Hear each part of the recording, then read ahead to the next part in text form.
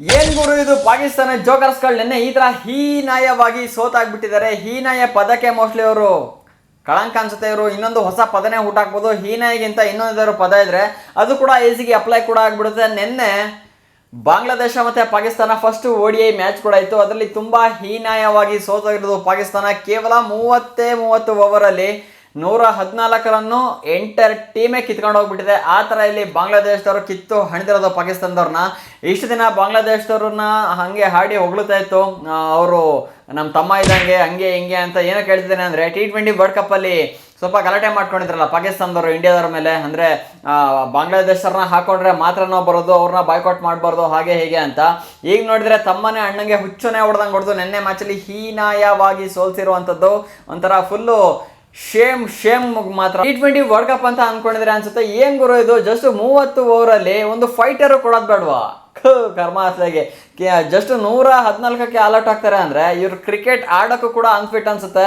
ಆ ಥರ ಇನ್ನೇನು T20 ವರ್ಲ್ಡ್ ಕಪ್ಪಲ್ಲೂ ಕೂಡ ಅವ್ರು ಕಿಸ್ತಿದ್ದು ಅಷ್ಟೇ ಕಷ್ಟನೇ ಇದೆ. ಇನ್ನೇನು ಒಂದು ವೀಕ್ ಟೀಮ್ ಸಿಕ್ತು ಅಂದಾಗ ಮಾತ್ರ ಇವರು ಹೊಡೆದಿರ್ತಾರೆ. ಅದು ನಮೀಬಿಯಾ ಮೇಲೆ ಸ್ವಲ್ಪ ಹೊಡೆದ್ರು. ಅದಾದ್ಮೇಲೆ ಫಸ್ಟ್ನೇ ಮ್ಯಾಚಲ್ಲಿ ಸೋಲ್ತಾ ಇದ್ರು T20 ವರ್ಲ್ಡ್ ಕಪ್ಪಲ್ಲಿ ನೆದರ್ಲ್ಯಾಂಡ್ ಮೇಲೆ.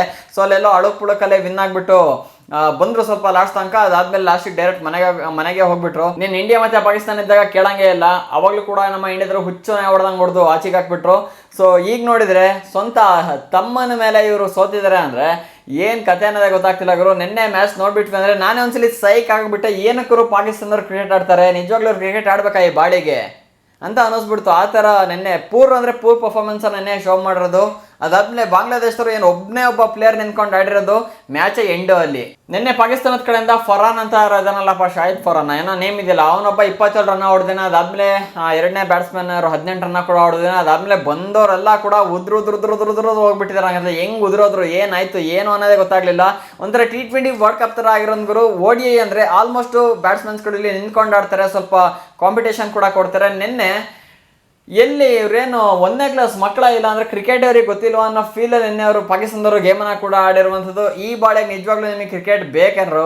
ನಿಜವಾಗ್ಲೂ ಸುಮ್ಮನೆ ಬಿಟ್ಟು ಪಾಕಿಸ್ತಾನದಲ್ಲಿ ಗುಜ್ರಿ ಹಾಕೊಂಡಿಲ್ಲ, ಪಂಚಕಿಂಚರ್ ಹಾಕೊಂಡಿದ್ರೆ ಸುಮ್ಮನೆ ಬೆಸ್ಟ್ ಅನ್ಸುತ್ತೆ. ಎಲ್ಲರೂ ಸ್ವಲ್ಪ ಏನೋ ಇನ್ಕಮ್ ಆಗುತ್ತೆ. ಸುಮ್ಮನೆ ಪಾಕಿಸ್ತಾನ ಹಾಕಿರೋ 1% ಮರ್ಯಾದೆ ಇನ್ನೂ ಕಲಿಬೇಡಿ. ಈಗಾಗಲೇ ಫುಲ್ಲು ಪ್ರಪಂಚದ ಮುಂದೆನೇ 0 ಸ್ಥಾನ ಆಗ್ಬಿಟ್ಟಿದೆ. ಇನ್ನು ನೀವು ಬೇರೆ ಕ್ರಿಕೆಟಲ್ಲಿ ಕಳೆದ್ರಿ ಅಂದರೆ ಇನ್ನೂ ಕೂಡ 0ಗೂ ಅರ್ಥ ಇರಲ್ಲ, ಹಂಗೆ ಮಾಡ್ಬಿಡ್ತೀರಾ.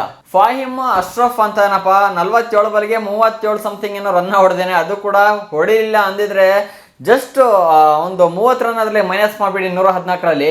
ಕೇವಲ 84 ರನ್ನಿಗೆ ಆಲ್ ಔಟ್ ಆದ ಏಕೈಕ ಟೀಮ್ ಆಗಿಬಿಡೋದು ಅನ್ಸುತ್ತೆ. ಅಷ್ಟು ಹೀನಾಯವಾಗಿ ಸೋಸಾಕ್ಬಿಡೋದು ನಿನ್ನೆ ಪಾಕಿಸ್ತಾನದವರು. ಅದಾದ್ಮೇಲೆ ಬಾಂಗ್ಲಾದೇಶ್ ಕಡೆಯಿಂದ ಒಬ್ಬ ಬೌಲರ್ಗಳು ನಿನ್ನೆ ಒಂದೇ ಮ್ಯಾಚಲ್ಲಿ 5 ವಿಕೆಟನ್ನು ಏರಿಸಿರೋದು ಪಾಕಿಸ್ತಾನ ಫುಲ್ಲು ದೇವ್ರು ಮಾಡ್ಬಿಟ್ಟೇನ ಅತ್ಲಾಗೆ ಹಾಕಂಡು.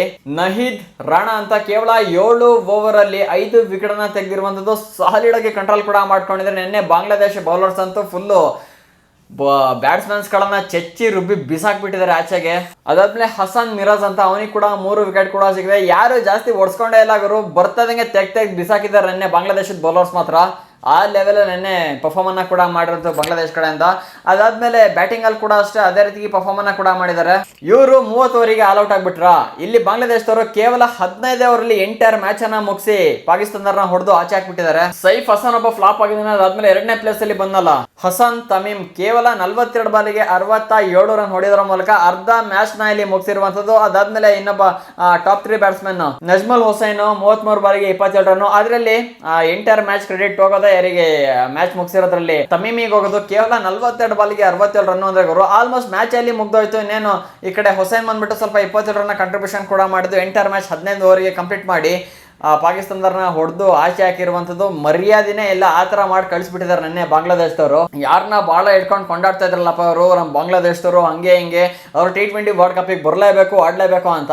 ಅಂಥವ್ರ ಕೈಯಿಂದಾನೆ ಇವತ್ತು ಹೀನಾಯವಾಗಿ ಸೋತು ಹೊಡೆದು ಮನೆ ಕಳಿಸಿರೋದು ಬಾಂಗ್ಲಾದೇಶದವ್ರು ಮಾತ್ರ. ಒಂಥರ ಪಾಕಿಸ್ತಾನದವ್ರಿಗೆ ಮರ್ಯಾದೆನೇ ಇಲ್ಲ ಅನ್ನೋ ಥರ ಮಾಡಿ ಕಳಿಸಿರೋದನ್ನೇ ಬಾಂಗ್ಲಾದೇಶದವ್ರು. ಇನ್ನೇ T20 ವರ್ಲ್ಡ್ ಕಪ್ಪಲ್ಲೇ ಅರ್ಧ ಹರಾಜಿಗೆ ಹಾಕ್ಬಿಟ್ಟಿದ್ರು ನಮ್ಮ ಇಂಡಿಯನ್ ಟೀಮ್ಸ್. ಅದಾದ್ಮೇಲೆ ಈಗ ಬಾಂಗ್ಲಾದೇಶದವರು ಪಾಕಿಸ್ತಾನಕ್ಕಿದ್ದ ಅಲ್ಪ ಸ್ವಲ್ಪ ಮರ್ಯಾದೆನೂ ಕೂಡ ಕಳೆದ್ಬಿಟ್ಟು ಆಚೆ ಹಾಕಿದ್ದಾರೆ. ಒನ್ ಆಫ್ ದ ಬೆಸ್ಟ್ ಮಾತ್ರ ನಿನ್ನೆ ಆಗಿರುವಂತದ್ದು. ಇವರಿಗೆಲ್ಲ ಏನಿದ್ರು ಕೂಡ ಸಣ್ಣ ಟೀಮ್ ಕೊಡ್ಬೇಕು. ಈ ಜಿಂಬಾಬ್ವೆ, ನಮೀಬಿಯಾ ಅಂತ ಟೀಮಲ್ಲಿ ಮ್ಯಾಚ್ ಬಿದ್ಬಿಡ್ತು ಅಂದ್ರೆ ಕೊಡ್ತಾರೆ, ಸರಿಯಾಗಿ ಕೊಡ್ತಾರೆ. ಅದಕ್ಕೆಲ್ಲ ಕೇಳಬೇಕು. ಅದೇ ಸ್ಟ್ರಾಂಗ್ ಟೀಮ್ ಸಿಕ್ಬಿಡ್ತು like Bangladesh, South Africa, India, ಅದಾದ್ಮೇಲೆ ಆಸ್ಟ್ರೇಲಿಯಾ, ಈ ತರ ಟೀಮ್ಸ್ಗಳು ಸಿಕ್ತು ಅಂದ್ರೆ ಅದೇ ಮ್ಯಾಚಲ್ಲಿ ಫುಲ್ಲು ಮರ್ಯಾದೆ ಕಳ್ಕೊಂಡು ಎಷ್ಟು ಹೀನವಾಗಿ ಸೋಲಕ್ಕಾಗುತ್ತೋ ಅಷ್ಟು ಹೀನವಾಗಿ ಸೋಲು ಟೀಮ್ ಅಂದರೆ ಅದು ಪಾಕಿಸ್ತಾನ ಮಾತ್ರ. ಈ ಮ್ಯಾಚ್ ನೋಡ್ಬಿಟ್ಟು ನಂಗಂತೂ ಫುಲ್ಲು ಕಂಗಾಲ್ ಆಗ್ಬಿಟ್ಟ ಗುರು. ಏನ್ ಗುರು ಇದು, ಒಂದು ಫೈಟ್ ಕೊಡೋಷ್ಟು ಕೆಪಾಸಿಟಿ ಕೂಡ ಇಲ್ವಾ ಅಂತ ಅನಿಸ್ಬಿಡ್ತು. ನಿಮ್ಗೆ ಅನಿಸ್ತು ಈ ಮ್ಯಾಚ್ ನೋಡ್ಬಿಟ್ಟು ಅಂತ ಕಾಮೆಂಟ್ ಮಾಡಿ. ಇದೇ ರೀತಿ ಹೆಚ್ಚಿನ ಕಂಟೆಂಟ್ಗಾಗಿ ಚಾನಲ್ಗೆ ಸಬ್ಸ್ಕ್ರೈಬ್ ಮಾಡ್ಕೊಳ್ಳಿ. ಸಿಗೋಣ ಇನ್ನೊಂದು ಫ್ರೆಶ್ ಕಂಟೆಂಟ್ ಜೊತೆಗೆ ವಿಡಿಯೋ ನೋಡೋಕ್ಕೆ ಧನ್ಯವಾದಗಳು.